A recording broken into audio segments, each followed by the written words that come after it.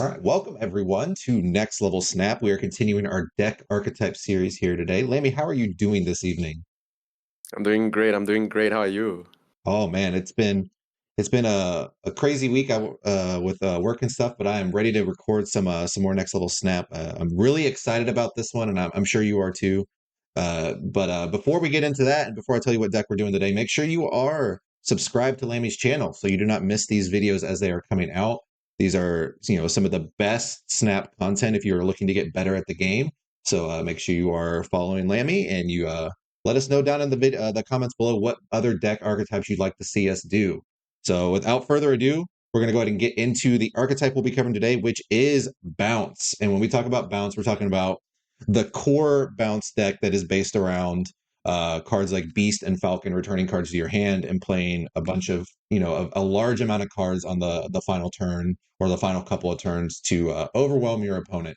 So, Lammy, why don't you go ahead and sort of introduce the deck in a little more detail, talk about what the deck looks like, how it goes about winning the game, and that sort of thing. Right, so Bounce has been around for a very long time as well. Like you mentioned, it's based around using Falcon and Beast to return generally your low cost cards to your hand and reusing their effects. Because most of these like low cost cards that we are talking about are very strong when you play them multiple times. And so Marvel Snap is like a 6 turn game, right? So bouncing your one cost cards and playing them again for additional effect of course, if these effects are worth replaying, then yeah, then it compounds greatly. And of course, the payoffs for playing a lot of cheap cards is you can run stuff like a Bishop and Hit Monkey that benefit from playing many cards, right? They get really, really big, really, really fast. And this deck has gone through so much, right? It used to be the ultimate powerhouse when Kitty was first launched. Mm-hmm. Angela was pre-nerfed, Monkey was pre-nerfed. And now we are talking about this deck again, is because I feel like the general idea with Bounce is that there's so many ways to like allocate points with this deck. Like anytime Bounce is good is when like stats is good. And I feel like with Bounce stat being allocated in many different locations is very difficult for an opponent to just like deal with. It's a bit like Sarah kind of stuff whereby you can like allocate stuff everywhere, but instead of using Sarah to reduce cost, you use like Beast to reduce cost. You generally play a lot of low cost cards. So bouncing with Falcon and replaying them has very little downside. And of course, like we mentioned, there are some hard carries that are still possible to be played, like Bishop Hit Monkey, to round it off. And when we keep talking about one cost cards that are powerful, we are talking about the likes of things like the Hood, which gets you a 1/6 demon. And in this deck, you can get multiple 1/6 demons. Bast, which makes all your low cost cards way more powerful, right? Because when you bast low cost cards, it's like what 200% stat increase very Mm-hmm. often. Forge, same thing, buffing low cost cards is a lot of stat increase. And then now we have last time there was no Nico, but now Nico just adds a new dimension to this deck, which is crazy. Every time you have like Forge and Nico in your hand, you just feel very good when you can bounce them as well. So Mm-hmm. yeah, this deck contrary to okay, I wouldn't say contrary to popular belief, but like I think some people think that this deck is just about like playing cards, bouncing, replaying cards. Yes, but it's actually a very high skill cap deck because there's very low margin for error, and it's a very huge resource management deck. It's one deck that I find a lot of success with every time it becomes like relevant because I'm personally very good at what we call as resource management and like timing and placement in this game. So knowing how much energy you need to spend after you bounce cards, how much energy you have, how much energy you don't have to use. You need to allocate and plan all this out like from the get-go, turns in advance. And because there's a lot of times that sometimes you miscalculate and then you realize like you return all these cards to your hand and then you don't have enough energy over the next few turns to play it all, then that becomes a problem. Also, hand space management because you can only hold like 7 cards in your hand, right? So Mm-hmm. sometimes it becomes difficult because you need to think like all right, if I bounce this amount of cards to my hand, I don't draw a card, so do I need to draw a card or do I just not need to draw a card so I just bounce everything back because that's all I need? And sometimes you just don't have space to bounce everything and then you get clocked on the board because you think you have enough, but then you realize that, oh, actually don't have enough space in my hand to return everything, so I'm a bit stuck. Things like that. So Bounce is one of those decks that I feel, even after this video, after explaining everything thoroughly, you will probably need to play it like hundreds of games to actually get the flow of when to do what. And it's also very contextual because like certain game states, you can bounce everything and it's fine. Certain game states you only can bounce a few things because you need stuff on the board. Like because you sometimes need initiative to not lose to a Life. Or sometimes if you don't realize they don't play a Life, yeah, you just go ahead and bounce everything and replay everything on the final turn. Stuff like that. So it's very contextual of a deck, but we'll try our best to break it down for you as best as possible. Yeah. And like you just touched the tip of the iceberg there with some of the stuff you said, and Yes. there's just so much more. Like things like Mysterio. There's all these different interactions you need to know with Mysterio, and it interacts in a really cool way with Bast, where all of the copies are 3 power. So there's just a lot of little things to where if you're playing the deck 100% optimally, like honestly, I kind of have this theory that this is almost always the best deck in the game if people know how to play it well. Loki kind of made it not the best deck in the game. So when Loki's good, this deck isn't great because Loki just takes such We're advantage gonna of all the. interject there as well a little bit, which is very funny. One of the best versions of Loki actually runs the bounce engine, Yep. like as well, right? For a period Yep. of time. Because like just being able to allocate like your little stats everywhere benefits many different archetypes as well. Even when Loki was doing it, Yeah. it was really great. So yeah. Yeah. Yeah. So for newer players, you may not know this, but Beast used to be a two cost card, and I think it was so underplayed for a while because there just wasn't people didn't really understand how powerful it was. But once people figured out how good Beast was, it didn't take long for the 2 cost one to get nerfed because it was. I mean, that was just a crazy card. Being able to bounce like an entire spot on the board as early as like turn 3 really is when it could come down. And now if you're doing it turn 3, you're usually missing out on at least one card. So yeah, lots of uh, this like you were talking about back when before Hitmonkey was nerfed, before Kitty was nerfed, this was probably the best deck in the game.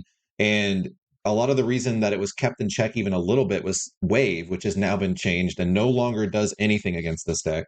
So this deck is always like right on the verge of being just completely broken. And who knows what the card will be? There's a card coming out at the time of this recording. I think it'll be out in February that Mhm. of 2024. That's going to make all your one cost 0 the next turn. Could be a pretty good card in bounce. We'll see, but I think the bounce core is always going to be strong, and this is always going to be a deck that you need to know how to play and how to play against. So hopefully this video will be very helpful for everybody who's watching. Yeah, I want to So add one more thing since we are on this topic as well, which is like we need to. I need to go a bit deeper into why we keep talking about like bouncing one cost cards is super important. When we talk about Beast and stuff like that, because in this game there's 6 turns, right? So ones and zeros is a very big difference. Like when a card costs 1 and when a card costs 0 is very big difference because that think of the Queen Jet Lockjaw Thanos stones interaction thing when the stones could cost 0, right? Beast lets you play 1 cost cards for 0 cost, and 0 cost just means that they are not bounded by the restrictions of energy, which means you can do it whenever, right? mhm. Like when something costs 0, when your 1 cost card costs 0, when your demon from the hood costs 0, it's a 0/6. A 0/6 is basically something that is free. It's like beyond free. It's free because like you can put it at any location at any point in time when there's space, and it's not restricted by turn 6 energy. It's effectively a free like extra card that you can play for regardless. So you can understand how powerful a 0 cost card is in this game. And Beast lets you have the option to turn your ones into zeros, and that's why Beast is super powerful. And oh my, and playing against bounce when they have 3 0 cost whatever's in hand, whatever they may be, makes it so miserable because like you got to math out like what does that mean for Hitmonkey, what does that mean for Bishop, what does that mean if they have Iron Man and they can just go Iron Man plus Demon in a lane. That's just they Well, can usually solo, yeah, it's just super powerful and super hard to predict. Where some of the other decks we've covered, like something like Destroy or Discard, or some of the other more straightforward decks, you can generally like you may not know where the power is going to go, but you know what it's going to be. And with balance, it's so much harder to figure that out and to do that math, which is one of the powerful things about this deck, one of the advantages you get playing it. So what should be your main goals when playing this deck? Let's get into some specific gameplay tips, and let's talk a little bit about snapping, like what hands you should be snapping as well.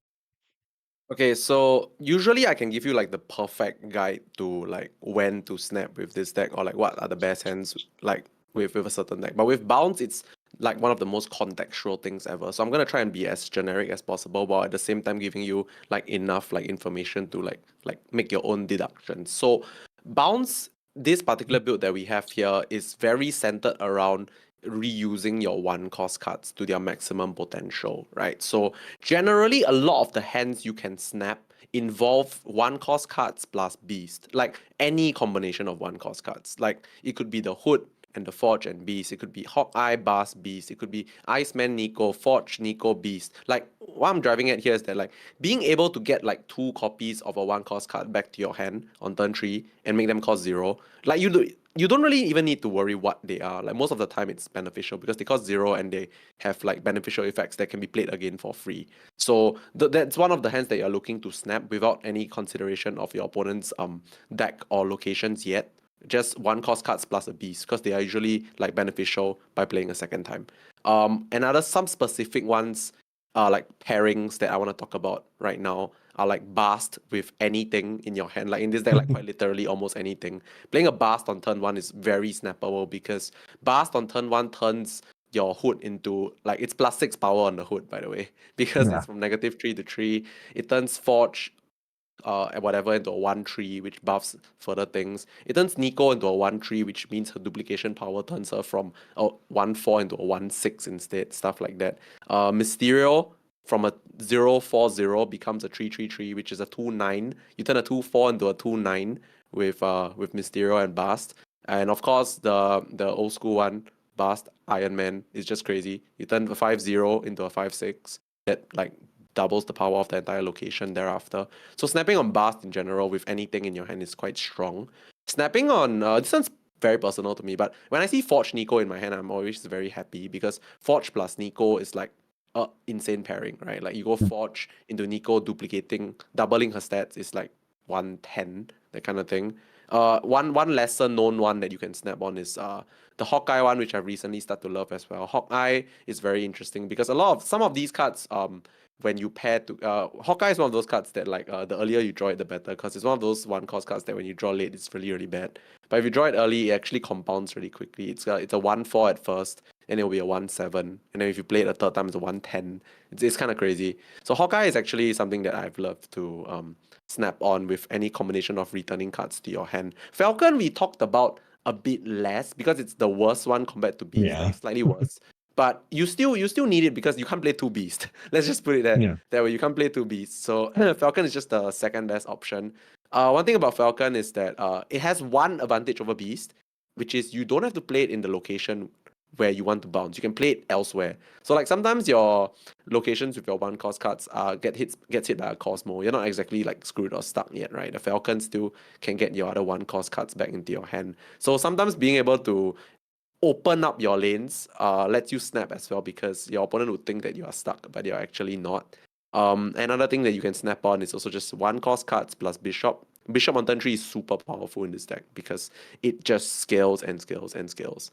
So we talked a lot about early snapping conditions, right? But one lesser known thing is like the final, like turn 5, turn 6 snapping conditions with this deck. This deck has so much as we call it, boomer snap potential. Because Yeah. with Hit Monkey and a ton of like one cost cards, one cost cards that cost 0 or after Beast and stuff like that, the monkey stats is hard to calculate. Plus, it's not just the monkey stats, it's the monkey stats coupled with every other thing you're playing along with your monkey. So on turn 6, I've done so many times where I just snap on turn 6, and my opponent is probably thinking like, okay, yeah, they have stuff, but how much? It's so difficult to count, and they're very inclined to stay because they will be thinking like, okay, maybe it's not enough. But the thing is, you know exactly how much it Yeah. is. They might not know. You know exactly. So I get away with a lot of boomer snaps or like turn 6 snaps with this deck. Even though, like, to me, it's very obvious that I've won, but my opponent might still stay because they don't know how much the point range is. Like, it's really difficult to count, all right, how big the monkey is. Do I need to factor in Mysterio? How many one cost cards paired with 0 cost, 1 cost cards do I need to Mhm. play? Where is all these gonna go in the right lanes as well? Like, you know this, your opponent doesn't know this. So, this deck has a lot of, like, turn 6 snapping potential, which means it's also a very 8 cube-ish. Like there's a lot of like random 8 cube games you win just because your opponent miscalculates where you're gonna play the stuff and how much you can play. Yeah, this is it's a very beautiful deck, honestly. Like you can do a lot with it. You can do a lot of wrong with it also if you don't like practice. But like Oh this yeah. deck really benefits so much from putting in the groundwork because a lot of the time it's so unpredictable, and the only thing that hampens your progress with the deck a lot of the time is like your own like expertise and skill of the deck. Yep. Yeah, I think Bounce is, in my opinion, maybe the hardest deck to play in all of Snap. I'm trying to think One of of it. the hardest styles to play. Yeah. Yeah. I'm trying to think of a deck like archetype that I would consider more difficult to master. I think there's like a base level where you can get like kind of good enough at this deck to where you can win some games with it, but the back when Bounce was the de facto deck, like playing the mirror was insane. Very. And like it definitely came down to who knew what they were doing better. And that's what I think I love about this deck so much is that there's just so many ways you can play. And like we talk about the one drops, and we'll get into this when we do substitutions, but there is a lot of flexibility because you are playing a bunch of ones. If there's a certain one drop that you really like, there's room that you can fit it in. So very, very fun deck to play, and just a lot of nuance to a lot of the different moves you can make. I think your snapping advice was great. Just remember, because the more flexible a deck is, the more opportunities you're going to have to snap, because the more each card can change what happens throughout the game, the more each draw can change what happens throughout the game. All right, so this is going to be a fun one. We're going to talk about how to beat this deck type, and I'm going to go ahead and let you get into it first. But there's a lot that's changed about this with Bounce. I think there's a lot less things that beat it now than there used to be. So let's go ahead and dive into it. I'll go ahead and let you start talking about it first. So one thing that hasn't really changed with this deck is that this deck in general is we talked a bit earlier about how it's like if you know what's up, you can really do crazy things with this deck. But at the same time, this deck is also very restricted by the fact that like there are just so little ways for you to play with locations in this deck. Like it's not very accessible to like unplayable locations. It's also very not too great into locations that like like destroy locations. You can't really play anything there as well. Even in its like past, the best they had was like a Jeff, which is just 3 power. So it really isn't very good when it comes to like beating out like unplayable locations. So I would say knowing when to go hard with this deck is very important because like if you see 3 locations that are all green, very generic and doesn't really hurt you, you gotta really consider on going hard there. And then like pick your battles and run away when you can't play in like Crimson Cosmos. Those are horrible for this location, for this deck as well, for example. So yeah, this deck I feel like is how should I put it? Like beating this deck is a lot also about identifying about when they cannot play. Like knowing which locations is just Mhm. very bad for this deck. Like and then you snap based on that and they might have to leave. Also, I talked a bit about like placement of cards earlier as well. If you are someone that really understands this archetype, you can actually really like sometimes like count the approximately what they can do and what they can play in specific locations. Also space. This deck needs a lot of space, right? So Mhm. space thrones also make this deck a bit difficult to play and stuff like that. Also, if you look at the deck right now, that's 6/1 cost cards. Killmonger does hurt this deck a lot, especially if you're doing specifically Invisible Woman Killmonger versus this deck. It's very difficult for this deck to beat because like they're always gonna be flipping like first if you have Invisible Woman on Mhm. the board. The Killmonger just wipes everything out, and a lot of the power of this deck is in the 1 cost cards. So yeah, I think Invisible Woman Killmonger is one of the things that this deck just naturally cannot beat. At the same time, sometimes there are just certain decks that just go too big. In metas that decks that this deck doesn't really do too well. It's like when there are just like stuff that just is too big. We just came off of a blob meta, a pre-nerf blob meta, whereby bounce was really like not too good into that kind of stuff because you automatically lose to a blob. They just play a 640 or 650, and there's no like physical way for this deck to beat that, right? This deck Yeah. can do like 20. This deck can do like 20-ish in each lane at best, which is a lot. Which is, don't get me wrong, it's a lot. But like you automatically lose 1 lane for sure as long as you know they're playing blob on 6. So pre-nerf blob was a problem for this deck. Now it's not really that much of a problem. And also I guess tribunal stuff could be really Yeah. good into this deck because Tribunal's god rolls are like 24 each. And yes, this deck can do 20-ish in each lane, but not always, not consistently. It's like a sometimes kind of thing. So if you can get really like people think of trying to counter this deck very often by doing like floodgate stuff, Sandman Wave in the past, or stuff like that. Those are not as effective as just being bigger than this deck. Yeah. So it's okay for what it's worth. It's not very easy to just be bigger than this deck. But if there is a time that there's a deck that's just bigger than this deck usually just phases out naturally by itself. So Yeah. Yeah, it's just one of those decks that like is meta dependent. And if the meta is suitable for this deck, no IW Killmonger, no cards that are just too big, or deck archetypes that just go too big. This will just come back here and there. Yeah. And if you look at the deck, it's like you were talking about with Tribunal. Like, there's no tech cards in this deck. This deck is Yep. doing its thing. It's bounce. Like, it has ways to sort of mess with you a little bit with things like Iceman. And sometimes you run, you'll see Pig in here, you'll see Spider Ham. But Mm-hmm. once you have your game plan, if your game plan just goes bigger than what Bounce can do, then you're gonna win.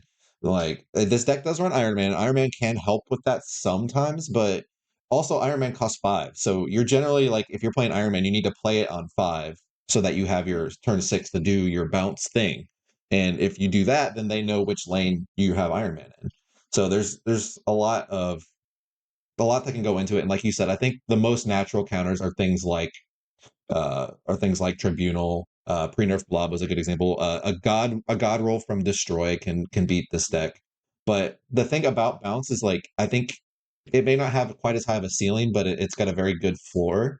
Like, it's kind of hard to miss completely with this deck, and Yes. I think that's one of the things you got to be aware of if you're trying to beat it. But you mentioned Sandman. Like, Sandman is only good in on ladder if you're playing against Bounce. It's not good in Conquest because anyone who knows how to play Bounce is going to be able to beat Sandman.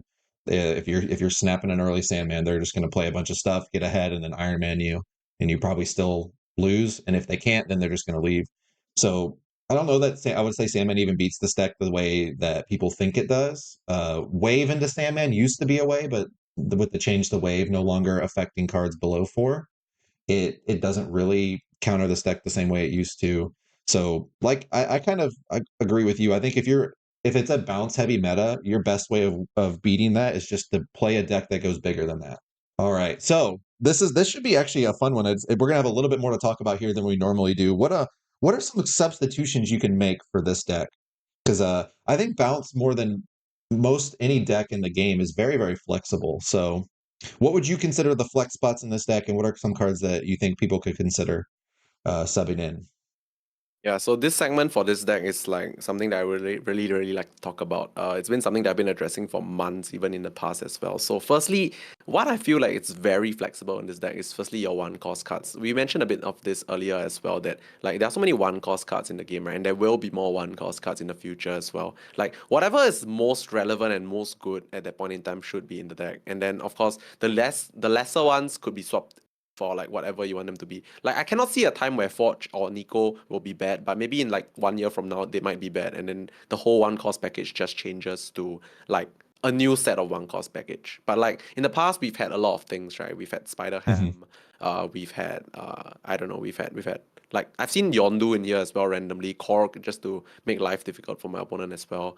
But I think when it comes to the current build that we have here right now, Iceman and Hawkeye are actually flexible. Iceman actually is the most flexible one because I mean it does hurt sometimes, but like not always. And it's one of those cards like Hawkeye, you draw it too late, it's completely useless, right? It doesn't add stats. I feel like the one cost cards that I value the most in this deck are the ones that actually add a lot of stats to the board. So like Hood is a lot of stats, Bass is a lot of stats, Forge Nico together, Forge or Nico is stats.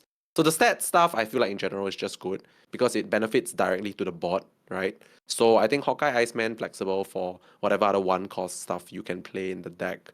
Iron Man, as much as a lot of people think is a bit clunky, you'll be surprised. Iron Man, as of now, anyway, is very, very important in the deck because it lets you scare people. Like you play Iron Man on 5, and then you have like a whole bunch of cheap stuff in your hand. Your point allocation is so flexible. You can even Mhm. like allocate like the bare minimum on the Iron Man location, just because like you know that people don't really want to contest the Iron Man and stuff like that. Yeah, that has worked like over time. Like Iron Man just helps you it just supports the one cost stuff so greatly because you can just add any little thing there and it's going to become really big because Iron Man doubles, right?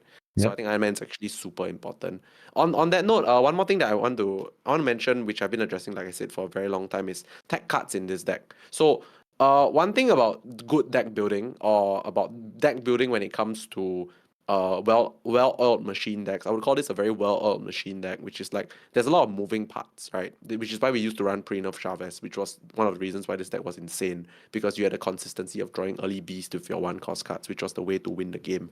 Um, you really need to think what is not necessary in this deck if you really want to add a attack card in this deck. An attack card added into this deck shouldn't compromise the general game plan of the deck, which is one costs into Hmm. bounce, into replay, into bounce, into spam stats on the final turn. Like if you're adding a attack card like, okay, let's just say set Shang-Chi in this deck. If you're adding Shang-Chi in this deck and cutting like for example, a very important piece like your I can never see this happening, but like a Bast, just because you think like Shang-Chi kills a big dude, it's fine. For this is a very drastic example, by the way. But like you must understand that like attack card in this deck has to suit the flow of the deck, which just means that I feel like if you want to play tech cards in this deck, it's got to be very cheap. Very, very cheap. Because the thing about tech cards in this deck is that like if they cost one, you are fine. Because if you just randomly bounce them, they can be played back again for cheap. Whether they actually serve the purpose of being a tech or not, it's cheap.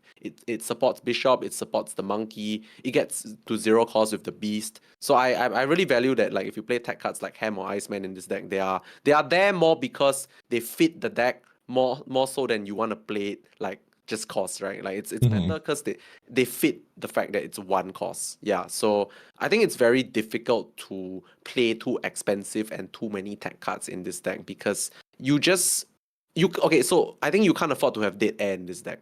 You can't afford to have a turn whereby you just can't play cards because you need to play stuff every turn. You need to Yep. play stuff that gets bounced back. You need to set up for the big swing on turn 6, which involves playing a lot of cheap cards. So tech cards in this deck are few and far, not easy to slot in. Best would be if they were very, very cheap, so they don't really compromise like your plan of bouncing the cards back to your hand. Yeah, it's like we said, we've mentioned a few of them, Spider Ham, even they just buffed Electra, maybe Electra, but those are all very meta specific and meta dependent. Like make sure the cards you're adding in, like something like, maybe you want to run Echo because there's a lot of ongoing in the meta game. Mhm. Like there's always a cost to adding a card to a deck, and that's especially with something like Echo or like let's say Rogue or something like especially the more expensive ones in this deck, there's a big cost and that's that it doesn't synergize with everything else you're doing. So just be very careful. Make sure that you're not, hurting the integrity and the consistency of your deck in order to beat, that one matchup that you struggle with.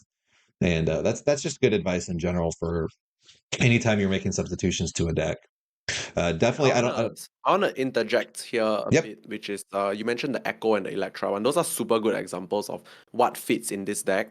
And like it's like okay, so Echo and Electra are not like the best tech cards for like certain situations. Like if you really wanted to beat ongoings, you'd normally play Enchantress or Rogue, right? For example. Hmm. But in this deck, those cards are a bit dead air. Like the moment you have those in your hand and you don't have a chance to play them, your entire game plan is compromised because you need to be playing a lot of cheap cards, bouncing them and then replaying them. But with Echo, for example, it's generally a bit worse in other decks. But in this deck, it's perfect if you want to beat ongoings because it's really cheap. Like Yeah. the point is that it fits the game plan super well. Like if you are playing out an Echo and they have no ongoing stuff going on, it's fine. It's gonna become a 0 that goes back to your hand for Beast, which benefits Bishop, which benefits Monkey, which benefits your random point allocation here and there. So it's cheap. It's so like Echo, Electra, this kind of stuff fit in this deck very well, simply because it fits your main game plan. It's Hmm. worse in other decks, but in this deck, it fits the game plan, right? An Enchantress in this deck is too much clunk. Like, can you imagine playing an Enchantress on turn 4 to like get rid of an ongoing? You lost the whole turn to bounce cards. And even if you really did hit an ongoing card, you lost the whole turn of like playing out and replaying Hmm. stats, which actually overall adds more stats than just getting rid of that ongoing card. Whereas with Echo, whether it's useful or not is less of an importance. It's really cause she costs 1, so she fits. Yeah. That's a great point. It's a great point.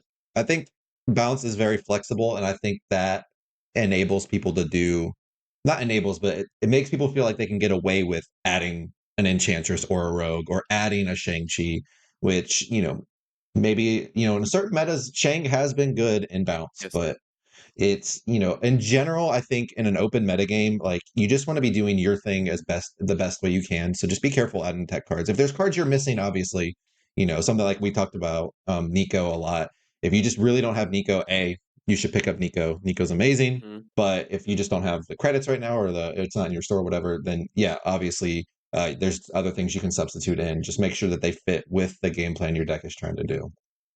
Yeah, I think what we want to drive home here, and I think this disclaimer that I need to make just in case like it got a bit too complicated earlier on, is that I believe in the value of tech cards very highly. Shang-Chi, Enchantress, Rogue, all these kind of stuff, they are great, they're amazing.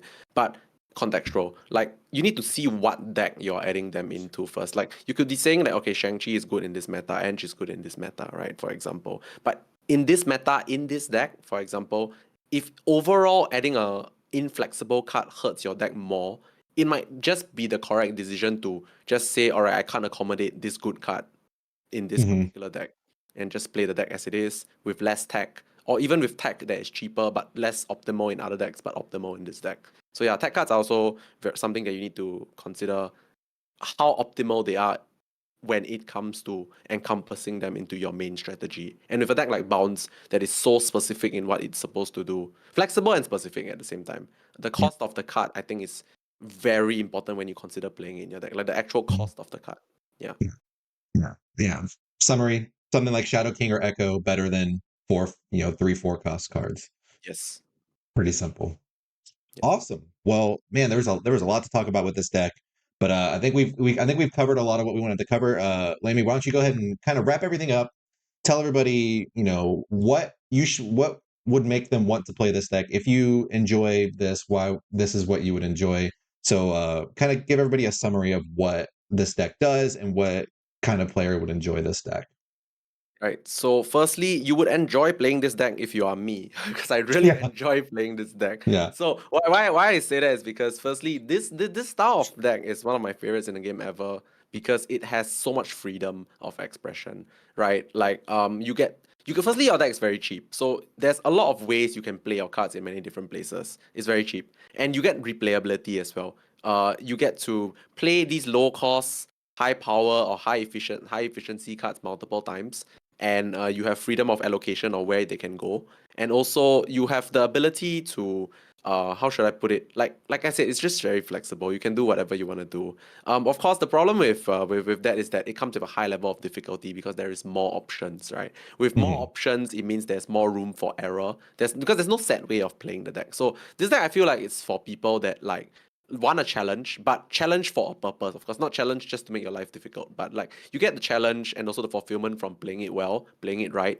And if you like to solve puzzles every game, like this, playing this deck is really just a puzzle because Mhm. like you have to think about the matchup that you are facing, the locations that are in front of you, and then you also need to think about how you want to place your cards because there's so many ways to place these cards, right? There's like so hard. It's so hard to simulate like where and what you can do with this deck. It's super contextual. But if you enjoy these kind of things and you enjoy reaping the benefits of learning how to do these kind of things, yeah, it's a big brain deck. But if you like this stuff, it's really good. And I think this deck is relevant whenever stats is a consideration in the game where you can like you can output and offload a lot of stats like on the board at random places if it's relevant, and if it's not just like a like okay, basically if it's not an alive meta, then this is gonna be pretty strong, yeah, Yeah. for the most part, right? Yeah, because you can lose initiative, not get hit by tech cards, and then just play them wherever you want, how you want. It's a very flexible deck, and I think that if we enjoy the challenge of this style of gameplay, yeah, this is the deck for you. Okay, this is not the deck for you if you, I guess, don't invest a lot of time learning the game, which is not wrong. It's not. It's nothing wrong. It's perfectly fine. But like this kind of deck requires a lot of like thought. And if you prefer something a bit simpler, there's nothing wrong with that, right? This is just the kind of deck that requires a lot of attention to the game, and a lot of keeping up with the meta as well, because you need to know exactly what to do, and there is like relatively low margin for error. And there's a lot of ways to mess it up. That's the key thing. I think we've mentioned several times. Is this is a deck if you enjoy. I think the closest approximation I can think of from other card games is like combo decks. If you enjoy combo Yes. decks, this is a very good deck for you because a lot of it really is at its core a combo deck. Like you're trying to set up your biggest, craziest turn six. It's almost like if any of you have played Magic, it's like the Storm decks from Magic, where you're just trying to do this one really big thing on this really big turn, and you spend the whole game setting that up and getting your stuff bounced and getting it ready so that turn 5 or 6 you can go crazy. So if you enjoy that sort of thing, if you enjoy playing like 12 cards in a turn, this is this is the deck for you. Obviously not 12 cards literally, but you know what I mean. If you enjoy playing your entire hand on turn 6, this is the deck for you. So it's very funny when you mention like the similarities to what this is in like Magic. I've never played Magic, but I know why I love this deck already. Like it just hit me like a super hard right now. I love playing Rogue in Hearthstone. It's the same thing. This Yeah, is this is effectively Rogue in Hearthstone, which is that's basically true. you get to play a ton of stuff in one turn, and yeah, you just get to play a ton of stuff, and you get to play a ton of stuff at like every turn, and then like just go from there. So yeah, so this deck, honestly, I can safely tell you that like even at the end of this video, right, there's still so much that we have not covered, but it's kind of impossible because most of these are scenario based and contextual. Like the generic game plan we've covered, what you want to be doing, how you want to be snapping it in general again with this deck is we covered it. But like this deck honestly is one of the most contextual decks in Marvel Snap. Like this style of deck because its adaptability on the fly is crazy strong. At the same time, it's also like super technical and super like precise. So whereas the metas change, if you're watching this in the future, this deck might not even be relevant at that point in time because there's something that just completely wipes it out. Or if it's relevant, it's gonna be relevant in a different way from like now because Yeah. how you play another matchup will change drastically for this deck based on what that matchup is and what that deck actually does. You need to adapt accordingly. Well, and the core of this deck is shown up in so many other places other than just straight bounce. Yep. Like we've seen Darkhawk bounce, we've seen Annihilus bounce, we've seen so many Oh, different iterations. There, this is a great deck to master because when those decks become prominent, a lot of what you learn, a lot of what you go through to like master certain skills with this deck are going to be relevant in those other iterations of the deck. So I definitely I think if you are someone who takes Snap very seriously and is trying to be a competitive player in Snap, this is a deck that you should want to play because a lot of the concepts and things that you'll learn playing this deck are going to help you in a lot of other decks moving forward because the Beast is just a strong, like Beast and one drops is just really strong. It's going to be relevant from time to time, like probably for the entirety of Snap's existence, unless Beast becomes no longer a card for some reason. So just keep that in mind. Definitely recommend at least learning the concepts of this deck so that you can play those other decks when they come along. Good deal. I think that's all I've got for today. What about you, Lammy? Anything else you want to add before we wrap this up? yeah, I'm really happy that we did this video. Yeah. I hope you guys enjoy watching this one as well. If you have any questions, and I think yes, there'll probably be quite a bit of questions. Do drop them in the comments for this one, and I'll be glad to address them. Yeah. And I believe you still do coaching too, right? Yeah, more If or you less. ever, yeah, if you want some extra coaching, Lemmy does do coaching, one-on-one coaching. So, uh, make sure you join his Discord, and you can definitely take a part in that. But I think that's going to wrap it up for today. Again, make sure if you haven't already, make sure you are following this channel. Make sure you are subscribed so that you do not miss when these videos come out. Let us know any questions you have below. Let us know any other deck archetypes you would like to see, and we will catch you next time.